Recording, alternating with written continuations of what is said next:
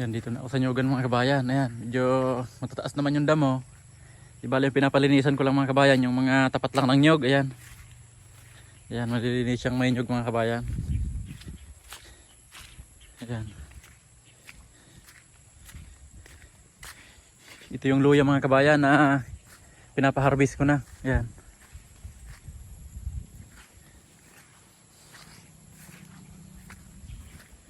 Ayan, tingnan natin mga kabayan yung mga naharbis ngayon kasi may nag-order na sa akin 2 sako. Ayan, ito mga kabayan. Naharbis na yung kwan dito, yung luya. Ayan, tingnan natin dito mga kabayan. Ayan, ito naman yung mga tanim kong tanglad mga kabayan. Ayan, lumalabas na. Ayan. Yung iba dahil sa araw-araw naman maulan sa amin, namatay. Pero kunti lang mga kabayan, makikita nyo lahat naman buhay. Pa isa-isa lang yung namatay.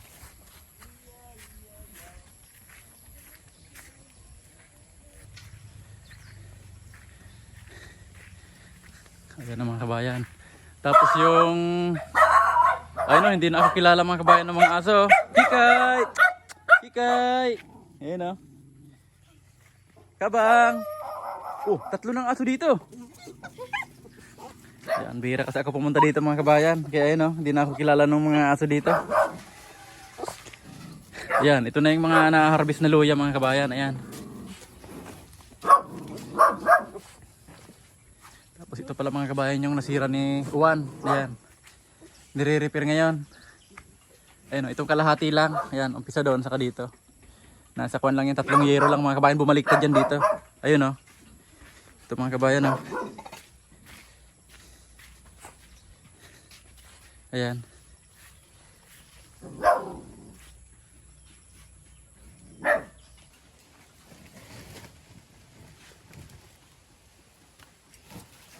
Ito mga kabayan o. Nakasako na kami ng 1 sako. Ayan. Ayan, tatahi na lang namin to. Naka-deliver sa palengke mamaya. Ayan, tapos tingnan ko dito kung ilang yero yung bumagsak mga kabayan. Kasi ito, parang pwede pa naman ito mga kabayan, no? Parang pwede pa ito Manay Bob. Tatanggalin lang. Ayun, pwede pa ito mga kabayan. Tatanggalin lang yung mga tornilyo. Ayan. Di bali sa 2, 3 yero yung bumagsak mga kabayan. Ayan, tingnan natin dito sa loob.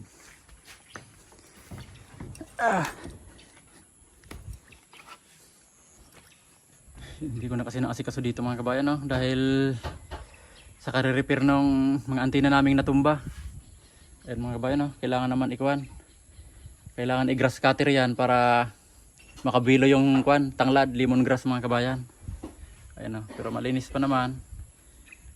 Doon ang medyo tumaas na, banda doon. Saka doon sa tinaniman ng luya mga kabayan, no?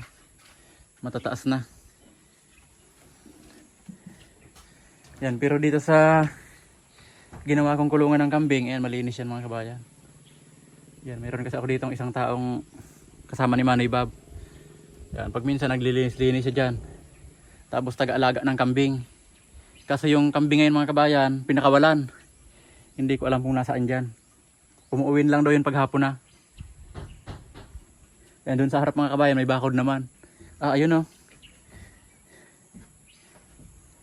Ayun yung kambing mga kabayan o. Ayan. Ayan, ito yung sinira mga kabayan. Ngayon pinapalitan ko na lang ng kahoy. Ayan, kahoy lang yan mga kabayan, no? Ilalagay na lang yung yero. Tapos ito naman yung sa kuhan ko mga kabayan, sa solar. Kaso kinuha ko muna yung battery dito saka yung panel, iinuwi ko muna sa bahay kasi yung isa nahulugan ng nyog, nabasag. Pero gumagana pa siya, yung sa salamin niya lang yung nabasag. Ayan, medyo maganda yung panahon ngayon. Ayan mga kabayan, no? Yung hinaharbis na luya mga kabayan, kalahati pa lang. Siguro baka Biyernes or Sabado matapos na daw yung pag-harvest. Ayan, kaya sabi ko, daanan ko muna dito bago kami mag-repair ulit ng antina. Kasi maya maya mga kabayan, pupunta na naman kami sa ibang barangay para mag-repair. Marami pa kaming kailangan i-repair mga kabayan. Mayroon pang mga lugar na hindi pa naitatayo yung antina.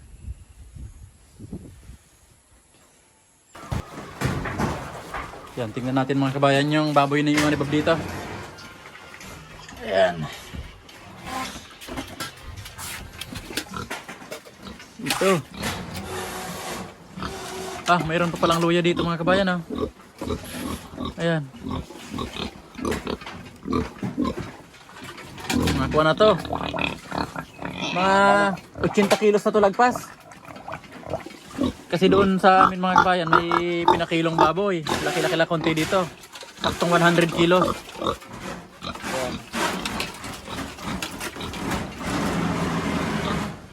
Yan ito. Pwede pang lagyan ng baboy ito. Kaya nilipat dito mga kabayan ni Manay Bob yung baboy para na dali niya lang pakainin. Ayan Kasi pag minsan hindi ako nakakapunta dito. Ayan laki Laking baboy. Tapos ito naman yung mga maliliit pang manok. Ayan.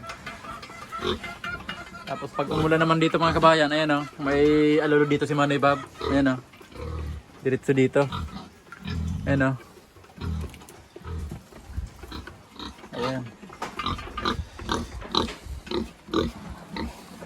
Ayan dito yung luya mga kabayan, baka makarating pa yan doon pag na-harvest na lahat.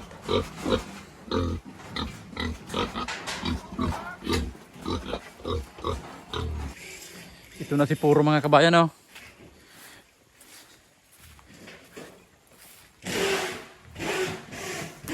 Yan, ito yung lemongrass mga kabayan Ganyan yung kulay. Kasi ito mga kabayan may mga tumubo dito, gugon. Ayan, ibang kulay niya Ayan, kaya pag nag-grass cutter ako halatado naman mga kabayan. Ayan Ang layo naman ng kulay ng dahon. Ayan Dito sa magkakadikit. Ito yung lemongrass, ito yung mga gugon lang. Ayan. Tapos ito, parang humina mga kabayan kasi nakalubog, nalalagyan ng tubig. Humina pala sa tubig yung lemongrass. Ayan mga kabayan ito. Lemongrass, ito gugon. Ayan.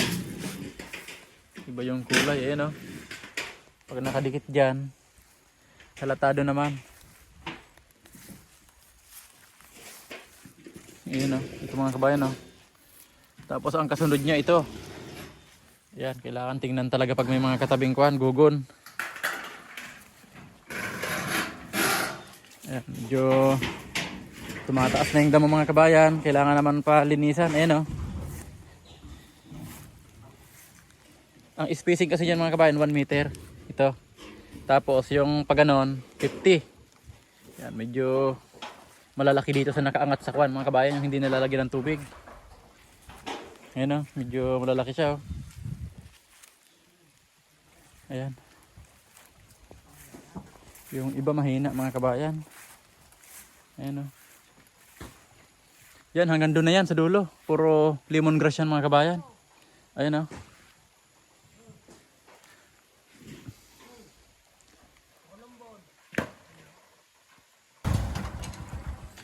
Ayan mga kabayan, i-deliveran ni Manay Bob 2 sako sa palengke ng Tinambak mga kabayan. Ito, dyan lang sa tindahan na dadaanan 10 kilo yan, pero pinasobrahan ko na yun ng 1 kilo.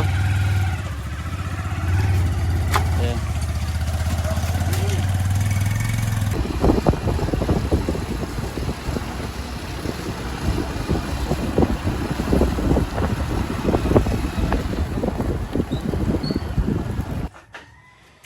Yan, ito mga kabayan yung 2 sako.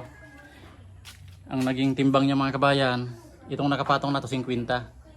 Tapos 31 dito, di bali 81 kilos mga kabayan, yung 2 sako na to. Ayan, ngayon, ang magdadala na nito si Manay Bob sa Kasiklen. Dadalhin nila sa palengke mga kabayan.